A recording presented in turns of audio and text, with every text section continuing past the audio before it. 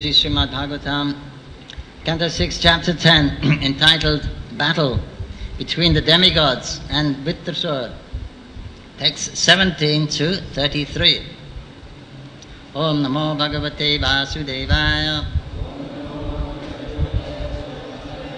Om Namo Bhagavate Vasudevaya. Om Namo Bhagavate Vasudevaya.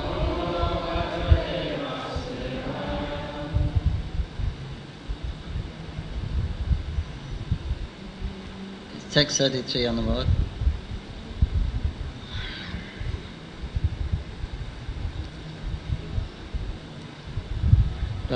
Samata viha mrityu durapau.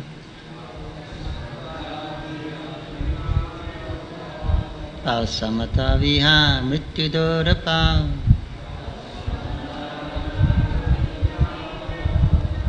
Yad Brahma Sandharanya Chitasu Yad Brahma Sandharanya Chitasu Kalivaram Yoga Rato Vichayad Kalivaram Yoga Rato Vichayad Yad Agranir Dibira Sayi Nivrita Yad Agranir Dibira Sayi Nivrita Jal Samataviha Mityudora Pau Yat Brahma Sandharanya Chitasu Kalivaram Yoga Rato Vichayad Yadakrani Vira Shayi Nivrita Samatavi Hamityu Dorapau Yad Brahma Sandharanya Chitasu Kalivaram Yoga Rato Vichayad Yad Agrani Vira Shayi Nivrita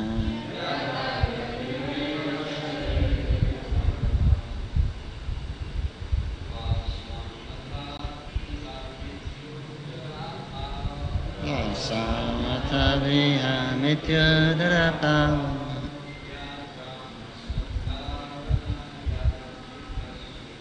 Yad Brahma Sandharanya Chitasu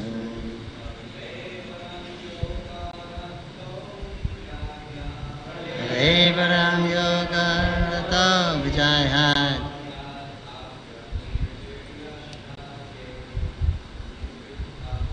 Yad Agrani Vira Shayi Nivrita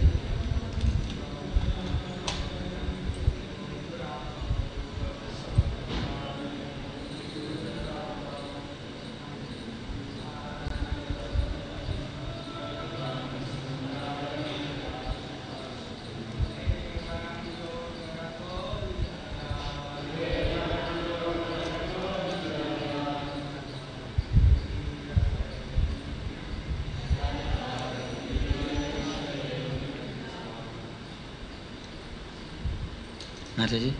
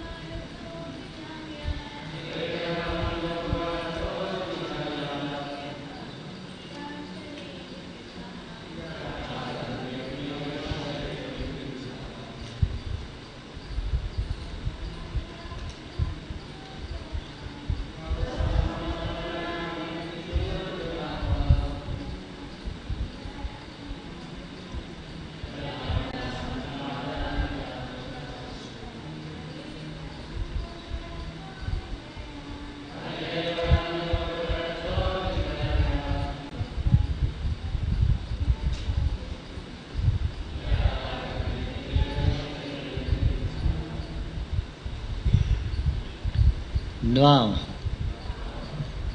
2. Samatau.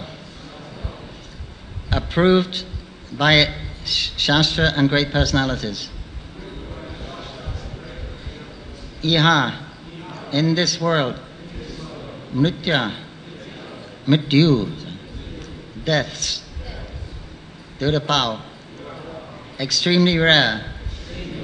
Yat. Which Brahma Sandharanya, with concentration on Brahman, Paramatma or Parabrahman, Krishna. Citta Aso, controlling the mind and senses.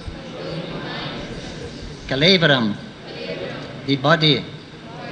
Yoga Rataha, being engaged in the performance of yoga. Vichahyat, one may leave. Yat, which. Agrani, taking the lead. Virashayi, on the battlefield. Anivrittaha, not turning back. Translations: there are 2 ways to meet a glorious death, and both are very rare. One is to die after performing mystic yoga, especially bhakti yoga, by which one can control the mind and the living force and die absorbed in thought of the Supreme Personality of Godhead. The second is to die on the battlefield, leading the army and never showing one's back. These 2 kinds of deaths are recommended in the Shastras as glorious. Thus ends the Bhaktivedanta purpose of the 6th canto, 10th chapter of the Srimad Bhagavatam, entitled The Battle Between the Demigods and Vrittasura.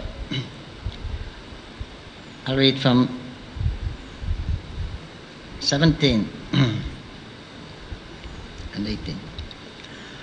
O King, when all the Asuras came onto the battlefield, headed by Vrittasura, they saw King Indra carrying the thunderbolt and surrounded by the Rudras, Vashus, Adityas, Ashvini Kumaras, Pittas, Vahinis, Maruts, Ribhus, Sadhyas, and the Vishvadevas.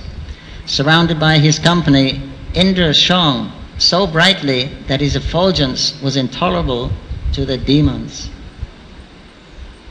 Many hundreds and thousands of demons, demi-demons, yakshasas, rakshasas, man-eaters, and others, headed by Shumali and Mali, resisted the armies of King Indra, which even death personified cannot easily overcome.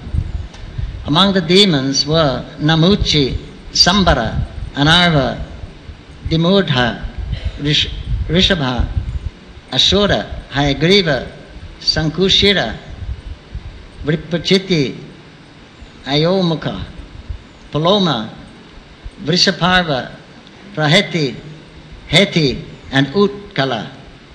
Roaring tumultuously and fearlessly like lions, these invincible demons, all dressed in golden ornaments, gave pain to the demigods with their weapons like clubs, bludgeons, arrows, barbed darts, mallets, and lances.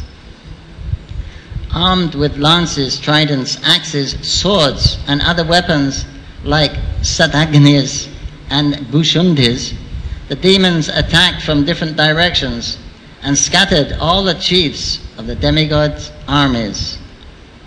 As the stars in the sky cannot be seen when covered by dense clouds, the demigods, being completely covered by networks of arrows falling upon them one after another, could not be seen. The shower of various weapons and arrows released to kill the soldiers of the demigods did not reach them, because the demigods, acting quickly, cut the weapons into thousands of pieces in the sky. As their weapons and mantras decreased, the demons began showering mountain peaks, trees, and stones upon the demigods' soldiers. But the demigods were so powerful and expert that they nullified all these weapons by breaking them to pieces in the sky as before. When the soldiers of the demons, commanded by Vritrasura, saw that the soldiers of King Indra were quite well, having not been injured at all by their volleys of weapons, not even by the trees, stones, and mountain peaks, the demons were very much afraid. When an insignificant persons use rough words to cast false, angry accusations at saintly persons, their fruitless words do not disturb the great personalities. Similarly, all the efforts of the demons against the demigods who were favorably situated under the protection of Krishna were futile. The asuras, who are never devotees of Lord Krishna, the Supreme Personality of Godhead, lost their pride in fighting. When they found all their endeavors futile, leaving aside their leader, even in the very beginning of the fight, they decided to flee, because all their prowess had been taken away by the enemy. Seeing his army broken, and all the asuras, even those known as great heroes, fleeing the battlefield out of intense fear, Vritrasura, who was truly a great-minded hero, smiled and spoke the following words. According to his position and the time and circumstances, Vritrasura, the hero among heroes, spoke words that were much to be appreciated by thoughtful men. He called out to the heroes of the demons, O Viprachiti, O Namuchi, O Paloma, O Maya, O Anarva, and Sambara, please hear me and do not flee. Vritrasura said, all living entities who have taken birth in this material world must die. Surely no one in this world has found any means to be saved from death. Even Providence has not provided a means to escape it. Under the circumstances, death being inevitable, if one can gain promotion to the higher planetary systems and be always celebrated here by dying a suitable death, what man will not accept such a glorious death? Purport by Srila Prabhupada.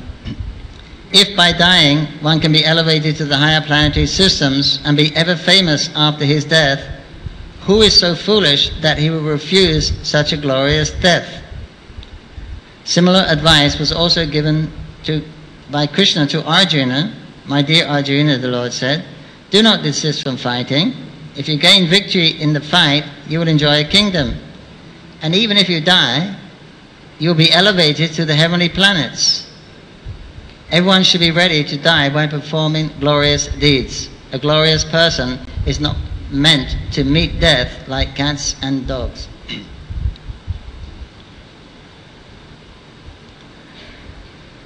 There are two ways to meet a glorious death, and both are very rare. One is to die after performing mystic yoga, especially bhakti yoga, by which one can control the mind and living force and die absorbed in the thoughts of the Supreme Personality of Godhead. The second is to die on the battlefield, leading the army and never showing one's back. These two kinds of death are recommended in the Shastras as glorious.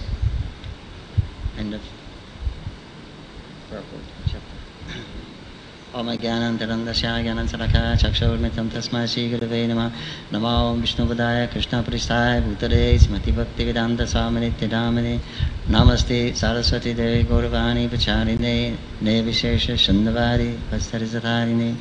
Jai Shri Krishna Chaitanya Prabhu Nityananda Shri Advaita Giradhar Shivasari Gaur Bhaktavinda. Hare Krishna Krishna Krishna Hare Hare Hare Rama Rama Rama Hare Hare.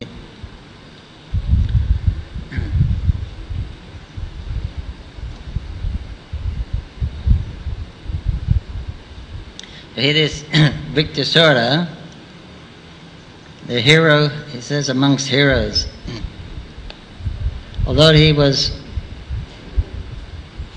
an asura, I mean a real asura, not like, like Prahlad, who was born in the Asuric family, and he was a very sweet devotee. This one is a real demon, huge, big face and teeth, pointed teeth and red hair, and a real demon. But he's actually a very pure devotee. The Srimad Bhagavatam is glorified, they glorify the Bhagavatam as this Srimad Bhagavatam, this Purana, which contains the story of Vrittasura. So the people recognize the Bhagavatam for this particular incident in the Srimad Bhagavatam of the devotee Vrittasura. He's a created demon. Of course, in his previous birth, he was a great devotee. He made an offense, but he's just continuing. And the next chapter he'll be speaking. He will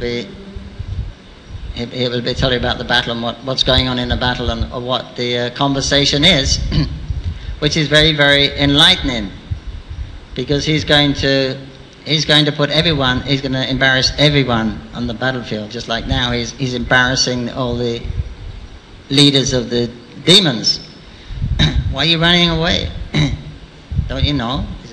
If you die, you get eternal fame in the heavenly planets. What more do you want? Who could resist such a thing? And if we win, well, then we enjoy the sovereignty over the planets. So no loss there. So don't run away. And it is to be noted that when they all fled because their weapons proved useless, Vrittasura, before he spoke, he smiled. So it's an intense, just like Krishna was smiling on the battlefield of Kurukshetra. It's a very intense situation, a battlefield. You're good chance you're going to lose your life.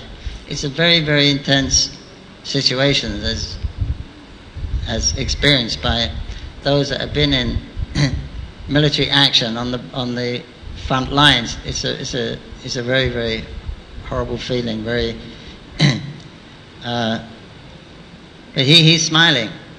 Vrittasura is smiling. Hey, where are you going? And he knows more or less he's going to die, because he knows that the weapon of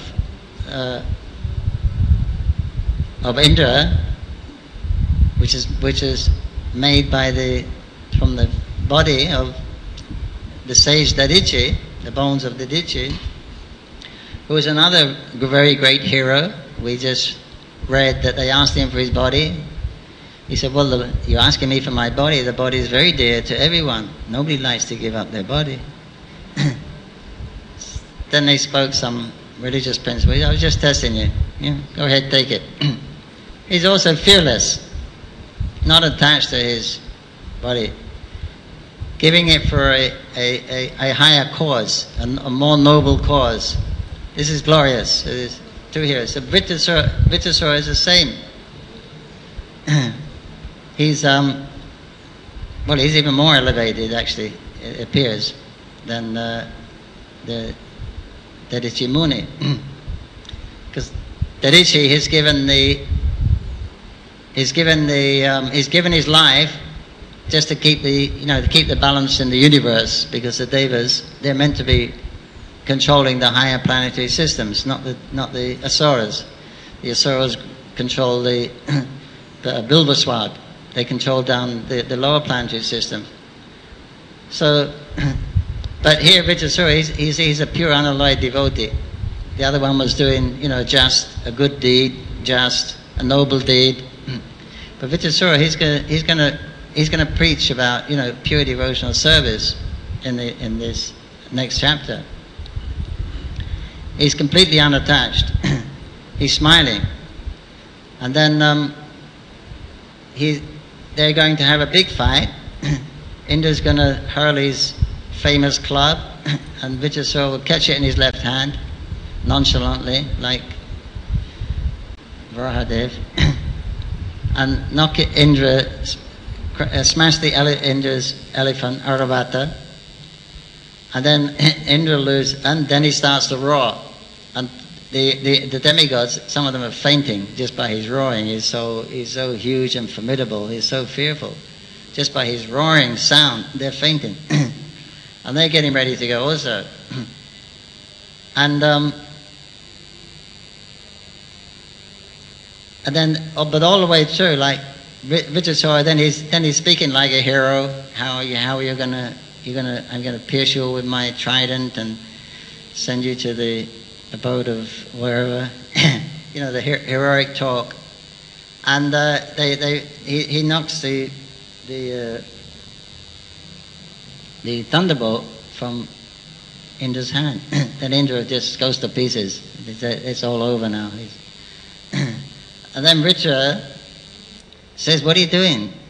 You pick up your weapon with it. That's meant to kill me, that weapon. This is destiny. It's by the Lord. The Lord has empowered this weapon. You went to the Lord. He's told you He's given you his weapon to kill me. Now pick it up and do your job." So he's completely unattached to his position and his body. Any position, good or bad, is indifferent to the positions. Because on the other spiritual platform, it's all the same thing. Whether you're wherever you are in the material world, whether you're in heaven or hell, it's the same thing.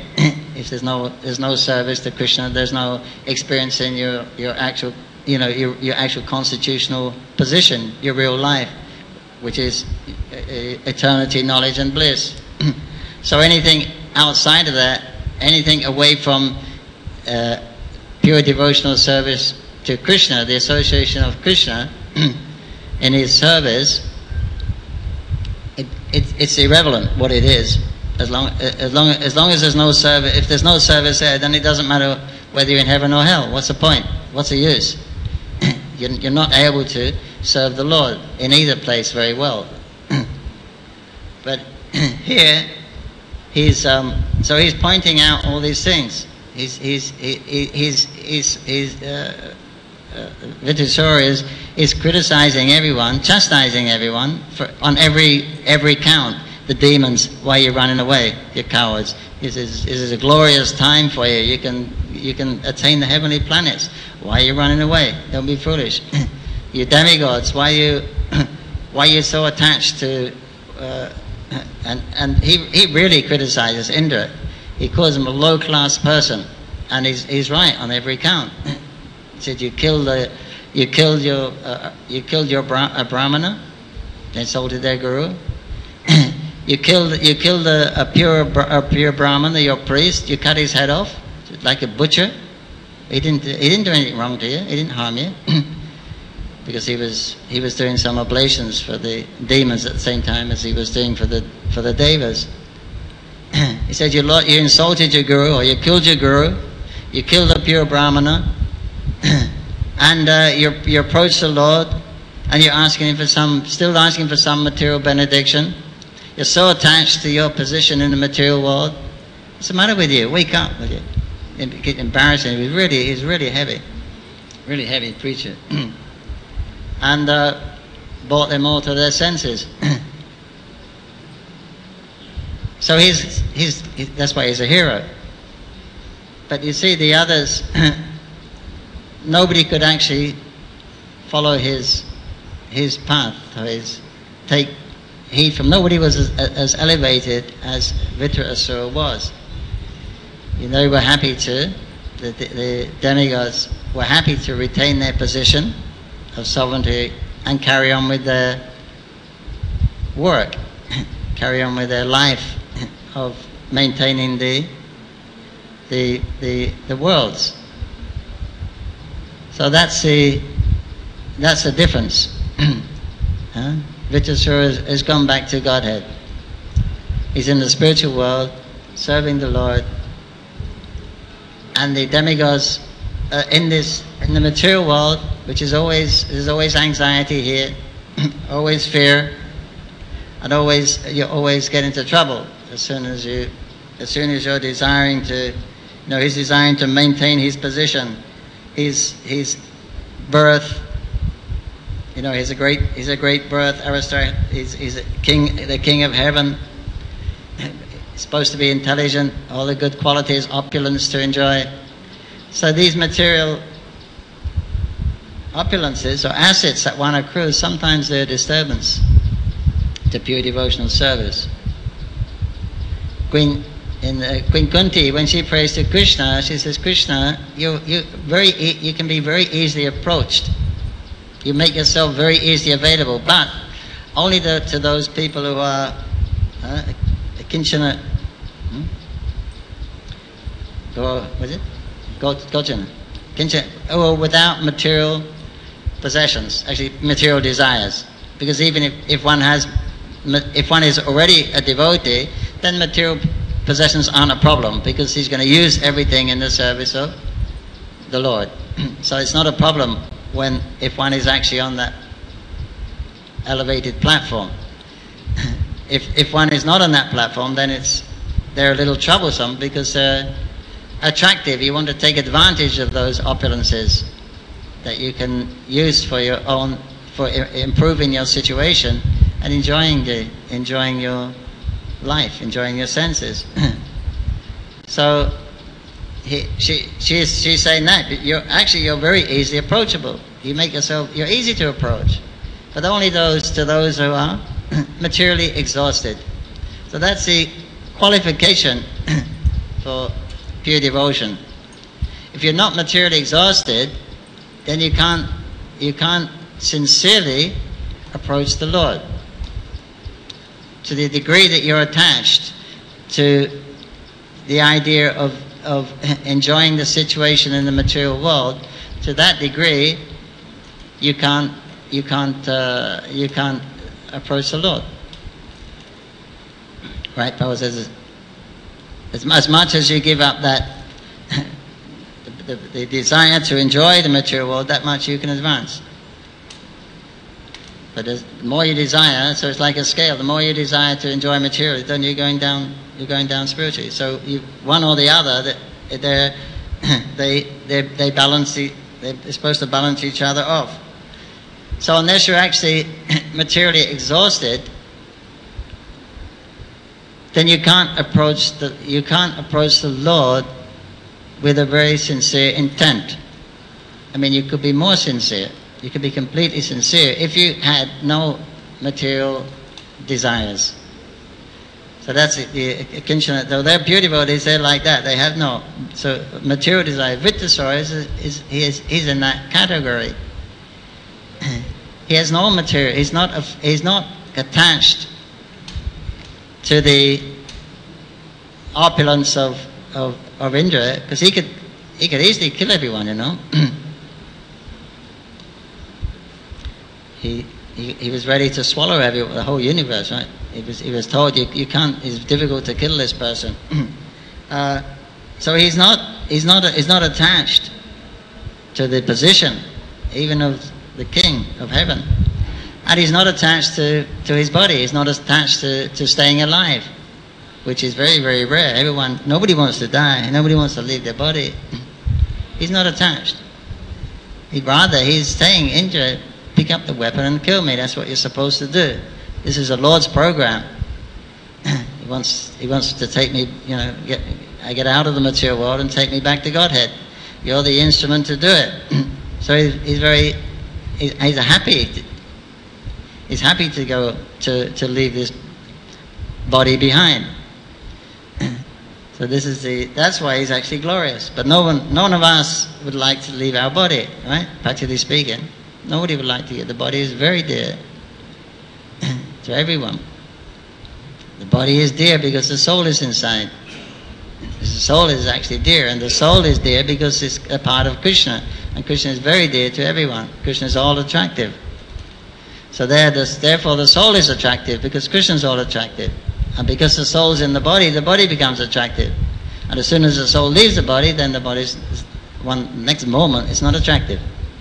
So it's actually the soul which is the attractive force in the body, in anybody. So that's what we're actually attracted to. We're attracted to Krishna, or Krishna's expansion as a soul in the body.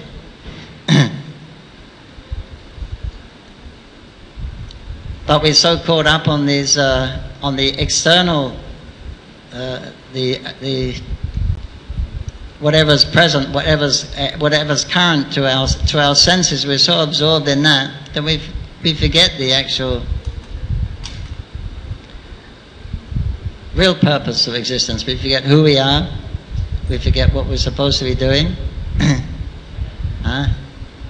So Chaitanya Mahaprabhu has told very succinctly, Jiva Sarupoi Nitya Krishna Das, that the soul is the eternal servant of Krishna, and that one should engage in the service of Krishna. That is a constitutional position of the soul.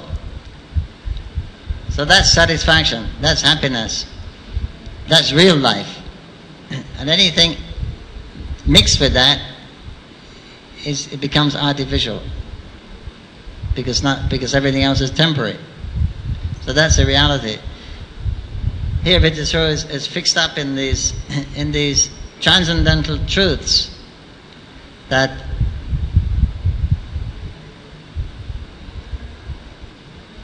that we just placed in these bodies according to our karma.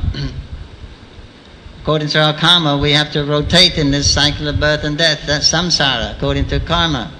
So this is a punishment. Staying in the world of samsara is a punishment for the free, eternal, living entity, the soul. It's a punishment to be put in this material world, in a material body, and have to suffer old age, disease, death, old age, disease, death, birth, old age, disease, death, birth, death, like this again and again in different forms of life. But still, it's so difficult to become free from that concept.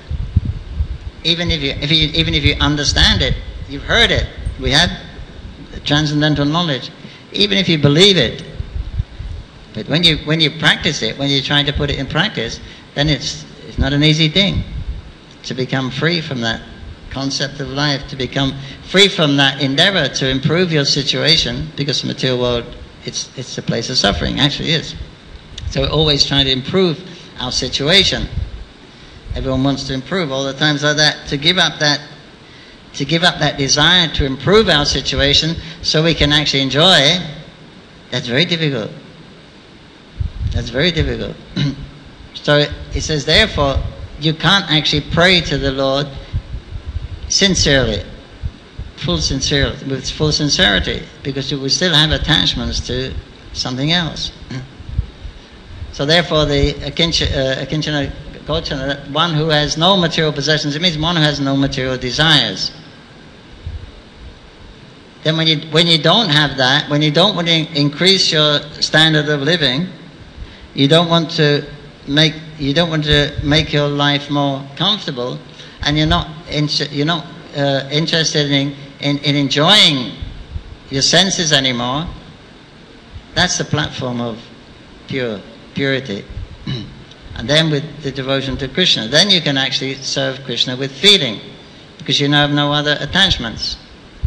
So this is what we're the stage we're as practicing sevaks, practicing bhakti yoga, Vaidhi sadhana bhakti.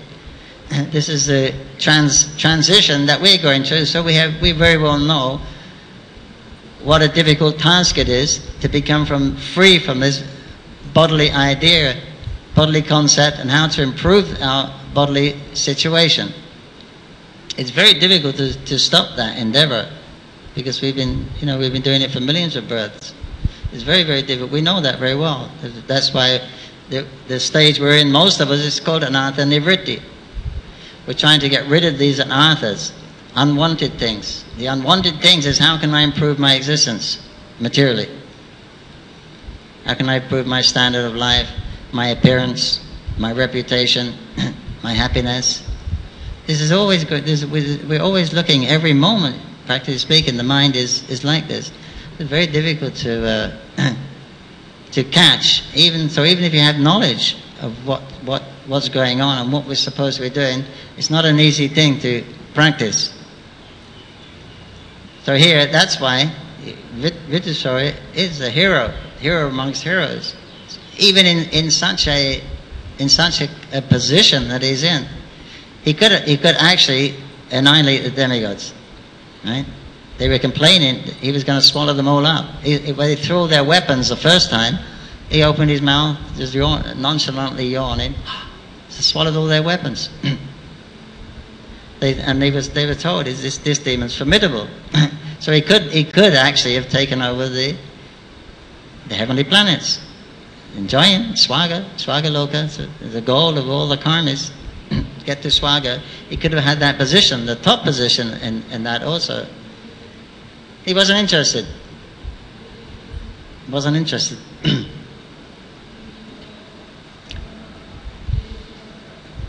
Wasn't interested in anything, right? In materials. It's just do your duty. Follow the scripture. If you're going to die a glorious death. You die in yoga, in meditation, or on the battlefield. You've got to die anyway. So this is the way to go. Either one of those two, and don't become fearful or hesitant in the course of your duty. I know I'm formidable, but you have to understand the Lord's on your side, you demigods. You must win. The Lord is on your side.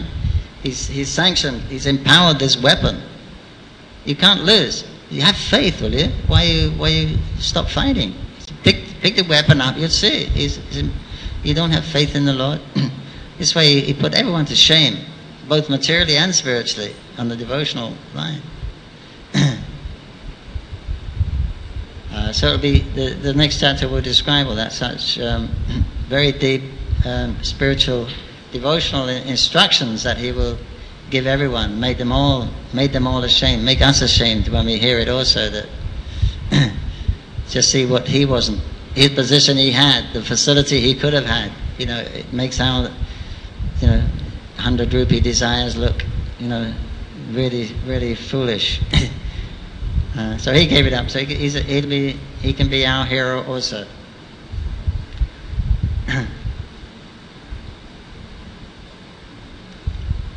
So otherwise the whole scene is a materialistic endeavor for the demigods against the demons. They're both fighting for control. So they want to enjoy the position above one another. So this is life. This is material life. So within this story, then Vritrasura appears, and Dadichi appears, and the Lord appears. But you see, even though they get all these instructions, they've seen the Lord face to face. So seeing the Lord, some people say, "Yeah, I want to see God." They thinking that if you see God, that's it. That's it. Of course, it may be for the yogis who meditate on the Paramatma. But so many people see God. You see, Indra, all the demigods, they saw God. They were talking to him. What did they ask for? They didn't ask, take us back to Vaikuntha, take us back to the spiritual world. They said, we have a problem in our job here. Please help us. These demons are here. We want to. They're formidable. We need your help. We can't do it by ourselves. And they're satisfied with that position. So even they've heard so much transcendental knowledge, even from the Lord himself. He was also, what's the word, being sarcastic to the demigods. When he was answering their prayers, he was being sarcastic, you know. He's calling them fools, childish, that I'm here and you're asking me for something material. Why didn't you ask me to go back to Godhead? Like, you know, he started to talk about what the pure devotees do and what the impure devotees do. In other words, you're on the other side. So he's given them very clear instructions, and they've understood. Vritasura has given more instruction, they've understood. But what do? They carry on as normal. They're so conditioned by their position, and they go back to being Indravayu and carrying on their material work. They kill the demon, and they say, Jai Jagadisha Hare, Jai Jagadisha Hare, Jai Jagadisha Hare, thank you Lord. And then they carry on again. Vritasura is back to Godhead, Dadichi is probably back to Godhead, and the demons are here waiting for the next trouble to come. And then another problem will come again and again and again. So he's the hero of heroes. So Srimad Bhagavatam ki jai. Vritasura, Bhakta Vritasura ki jai. Taigo Pramandi.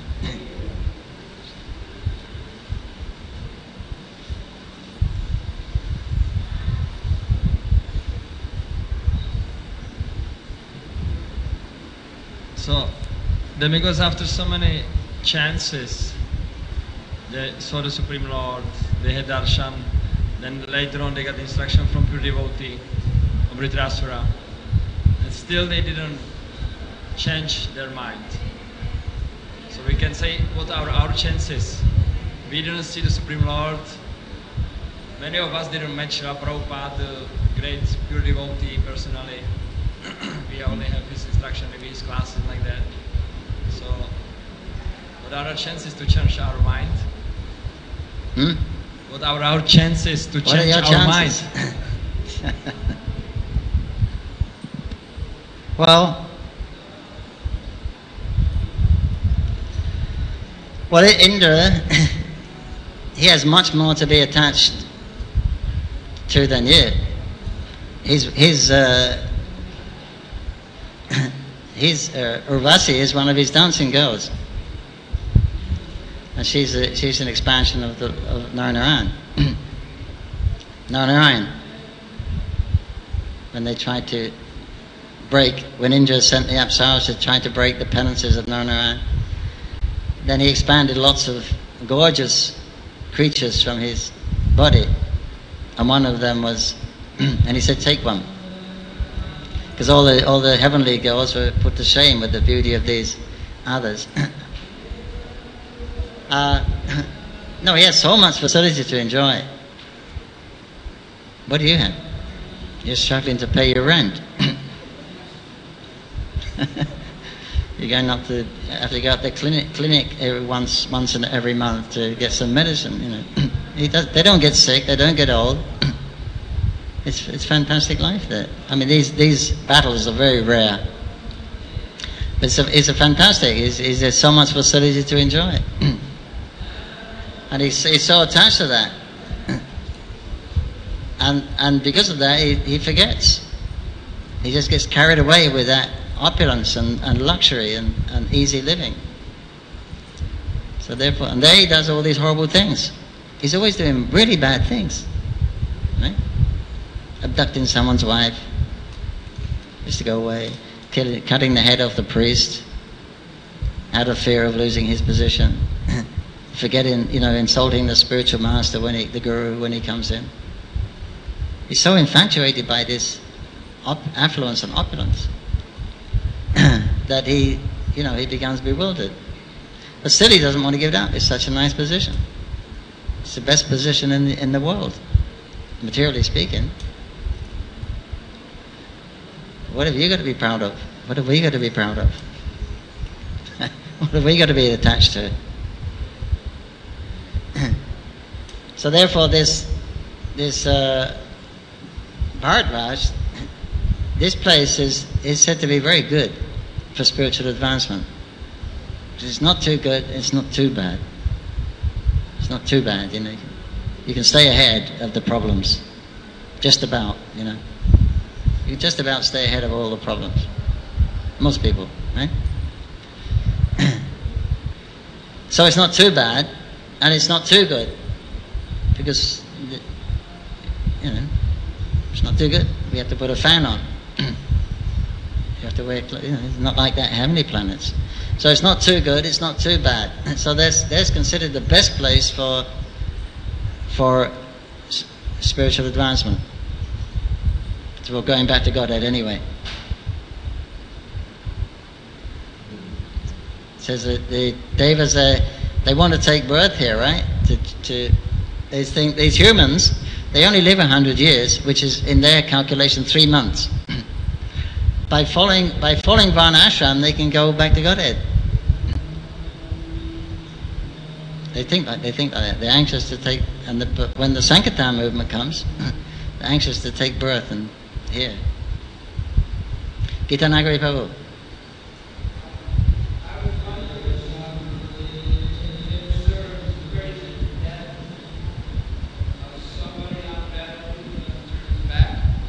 As glorious. Okay. So I'm wondering, does that count for the gruesome Kali Yuga wars that are being fought on behalf of the military industrial complex? Does the benefit still hold true? If you're a courageous soldier in such a war, do you go to the heavenly planets? I have no idea. I don't know. Because certainly they're not religious wars anymore. Yeah, I don't know. But whatever you do, there has to be some reaction for it, no doubt. So probably if you're doing your service, you're trying to kill the enemy, you're not running away,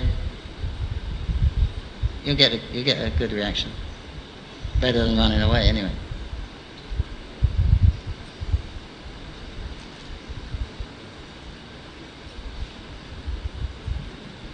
Hare Krishna.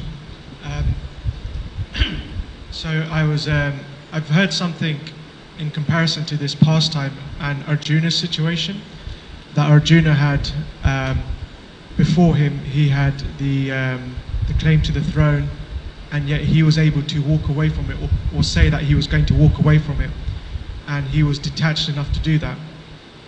That he saw that if he does fight, he's got to kill his guru, Dronacharya, and he's also got to kill his grandfather, Bhishmadev, and he thought that it's not worth doing that for the sake of the kingdom. I was hoping you could elaborate on Indra's situation, because he disrespected his spiritual master, Brihaspati, and then from that he selected another spiritual master, and then from that he slayed that spiritual master, got the bones of the deity, and so many other things. So is it correct in saying or thinking that perhaps Indra should have at some point just thought to sort of cut his losses and just think, I'll accept the reactions from perhaps disrespecting my spiritual master or losing the kingdom and not gain further sin? What was the question? The last one? So I'm trying to understand, should Indra have just accepted the karmic reactions of disrespecting his spiritual master and losing the kingdom, and left it as that, rather than trying to gain the kingdom back, to killing another spiritual master, to killing another brahmana, and so many other things for the sake of retaining the kingdom?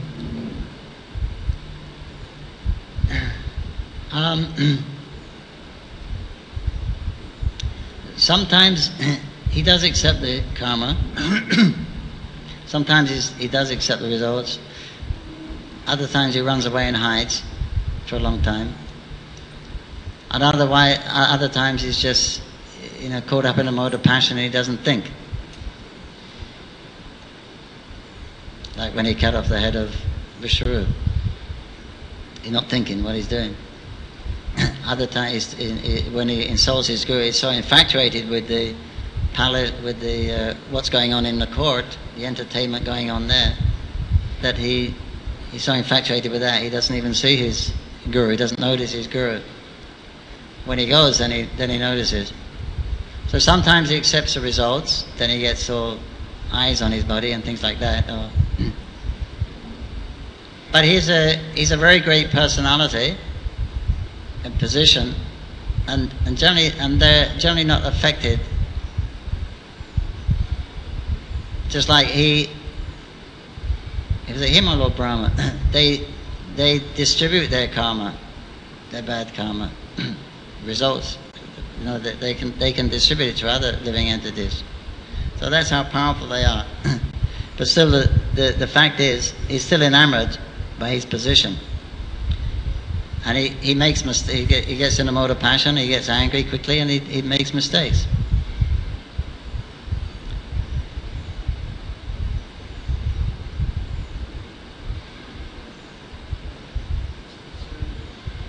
I was just trying to understand that. Could he have just walked away from the kingdom? Could he have just said, okay, I'll leave it to the demigods? Well, he could have done anything. He could have done anything, but there was a battle. He's a king. He's not going to. He wants to keep his kingdom. Naturally, he's attached to that position. So that's the cause of the trouble. His attachment to his position.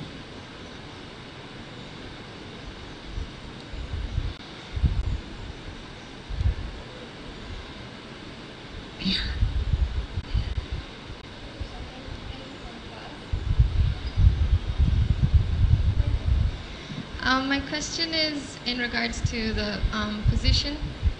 Like Indra, he's so attached to his position. At the same time, we know we're supposed to use our nature or our abilities in the material world in such a way that we get purified from them. So my question is, how do we do that? How do we use? A lot of the times, devotees, we take up big responsibility, or we get, and with that comes power, control, prestige. At the same time, they're very expert at what they're doing. So how do we use our nature and our abilities without becoming distracted by them, and we're able to purify them through that rather than being more attached and getting this, like how Indra is in this situation. Yeah, that's the art. That's what we got to learn, because you have to act in the world. You see, you have certain duties to perform. So Krishna says you perform your duties, but without attachment. So that's what we have to learn, to do it without attachment. Otherwise, you get position, then that facility comes with position. But you shouldn't. The problem is we get enamored by the position, the control we have, and then the facility that we have to enjoy, what goes with it sometimes. So sometimes we get enamored by that, because that's the purpose of the material energy, Maya Devi, is to distract us by these things, position and happiness. That's the two main weapons. So that's her bit. This is what we're living with in the material world. It's a place of Maya. So that's the expertise. How do you do it? That's what we're learning, how to do it. This is the reality. We're living in life. We have to act. We cannot stop acting. So the results are going to come to us. And how do we deal with those? That's what we're learning. We have to see everything as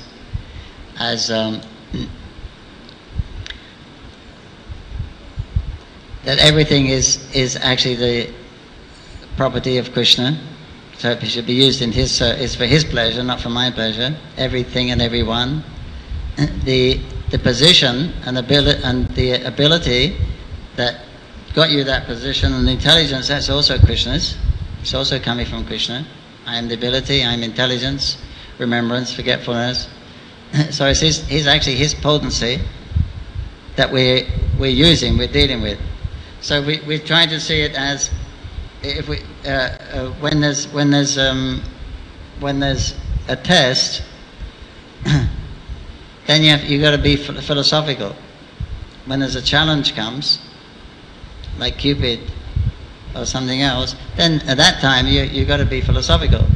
That's all you got to have to protect you, an association, because Maya is all powerful in this world. And her business is to distract us by these two things, by offering facility and happiness. That's her business. So we should see that you have to take shelter in the philosophy until we're actually strong enough to overcome that, or the influence is not there. But the influence is always there.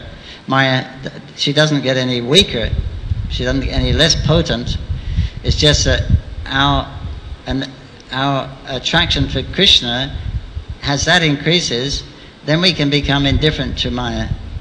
But she never gets any less powerful, and she may even try harder if she sees that we're getting out of her grips. So she may even put on extra stuff. So until there's actual taste or experiencing something higher, Krishna consciousness, then you have to take shelter of the philosophy. That's all. That's what we're doing. That's our business. How to do that? How to not to be influenced by these opportunities to control and enjoy that are offered to us, that come out, that we come into at every moment, practically speaking, every moment. You look at these. I see something. Oh, that's nice. Nice for what? Yeah, nice if I had it. Nice for me to. Right? We don't think we could offer that. That should be used in Krishna service. So that's a conditioned mind, just thinking like that. I like this. I don't like that. I like that's its only business. So this is what we're living with. This is our ground zero. We're coming from. Our platform is our experience. Experience is I am this body. When you wake up in the morning, you're definitely your body, right? There's no doubt about it. So you just got to depend on philosophy at that time. You're not the body, but for all intents and purposes, you are the body. When the experience comes, you experience it. This is nice. I like this. I don't like that. Even though the actual soul has nothing to do with it. So until there's actual advancement or realization or taste from the spiritual side, then it's attractive. There's no doubt. It doesn't become unattractive. Only when you get something better, then you can be indifferent to it. But it doesn't become any less attractive or any less powerful. It's our attraction to it that is causing the bondage. Because what are we attracted to? What she's offering is control, facility, and pleasure. And that's what we want. Because the material world is unsatisfactory. It's not very stable here, material world. You got to eat every 6 hours. You got to go to the bathroom. You got to sleep. It's not very satisfactory. So therefore, so you want a little relief. So that Maya gives pleasure. There is some pleasure. There is some comfort, but it's not. You can't hold it. You see, when you're really happy, how long does it last? When you're really satisfied, how long does it last? So it's there, but you can't keep it. You can't live in that situation, because that's the spiritual situation. That's eternal. But this Maya, the material energy, is constantly changing and fluxing. The three modes of nature, competition there to one above the other. So we are constant, and we're in this temporary situation. So this whole kaleidoscope of stuff is going on around us, and we're bewildered about it all, because we've always been bewildered. And then we go for this color, this sound, this taste, this smell, because that's our conditioning. So now we have to, with knowledge, Krishna says you cut with knowledge, you sharpen the sword with knowledge, you cut this tree of material world down by knowledge and detachment. That's what Mahaprabhu is coming to teach. Gyan Vairagya, knowledge and detachment. Prema he's given. You can't teach prema, you can't teach love of God. But he's given that, if you're fortunate. But he's teaching Gyan and Vairagya. So that's what so we have the two principles in ISKCON. We accept what's favorable for Krishna consciousness and we reject what's unfavorable. So this is not knowledge, means what's favorable, what's unfavorable. That's actually the meaning of knowledge. So now with that knowledge, when Maya's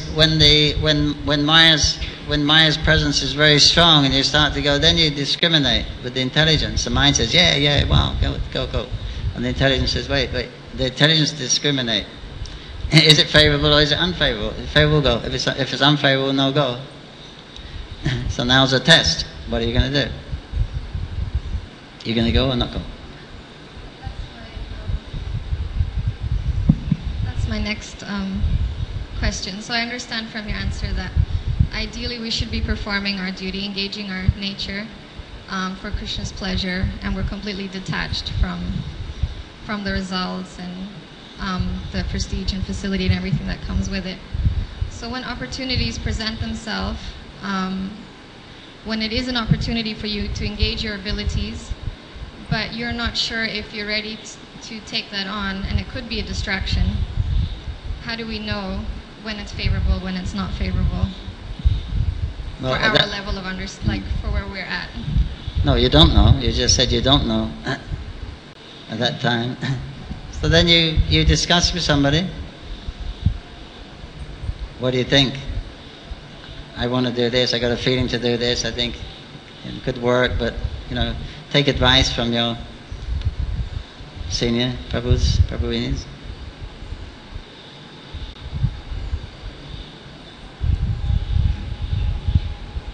Okay, one last question.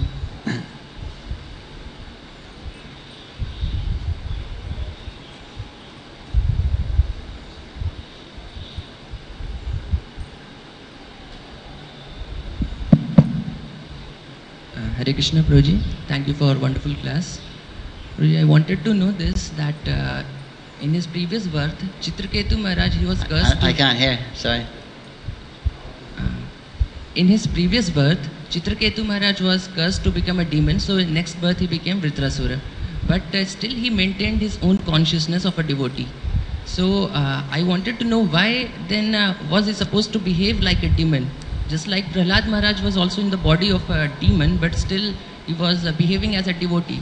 So why was he supposed to behave as a demon, killing people and destroying the sages and all such kind of activities? You can repeat that?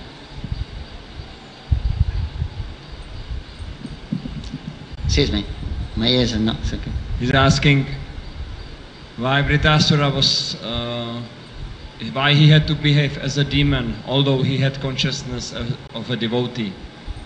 Like Prahlad Maharaj, he was born in a family of demons, but he was behaving as a devotee. Vritrasura was born as a demon also. He had consciousness of a devotee, but he was behaving as a demon. He was killing people and like that, so why he had to follow that? Why they're demons and acting as devotees? No, why Vritrasura? Who? Vritrasura. Vritrasura? Yeah. Why he had to act as a demon if his consciousness was the consciousness of a devotee? So he was created to kill the devotees, to kill Indra. He was created from the fire by the Palasya? By the one sage, forget the name. Huh? Twasta.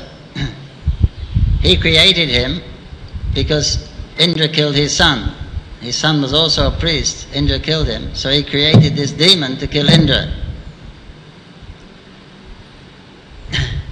Now, in the next coming chapters, we'll get the background. His previous birth, he was actually a great devotee, but he was cursed to take birth as a demon. So that's how this incident happened. In the case of Prahlad, he was instructed by Narada Muni while he was in the womb of his mother, and then he changed. He became a devotee. He was asking that he was aware that he was Chitraketu in previous life, Vritrasura. He's asking that why he had to act as a demon if he was not a demon. Who? I mean, externally he was looking like a demon, but he was actually devotee. Who? Vritrasura. Vitasara. Why he had to act as a demon if he was not a demon? No, he has to kill the devotees, the devas. His service was to kill the devas, who are devotees. So naturally he was on the side of the demons.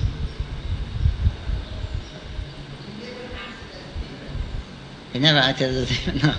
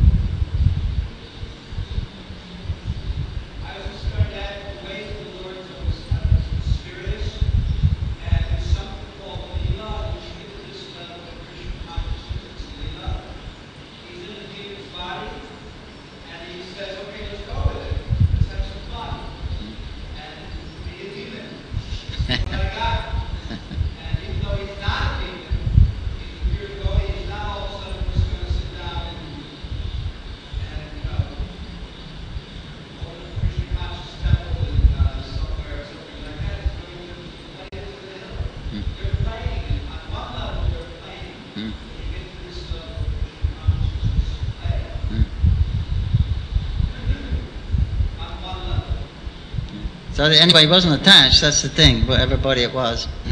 He wasn't attached. He was ready to kill Indra. That was why he was the purpose of his birth. He was ready to do it, but he actually advised Indra, you're supposed to kill me. The program is you're supposed to kill me. I'm not supposed to kill you. Comment.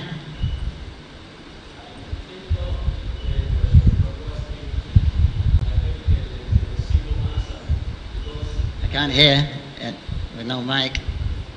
Hear the mic?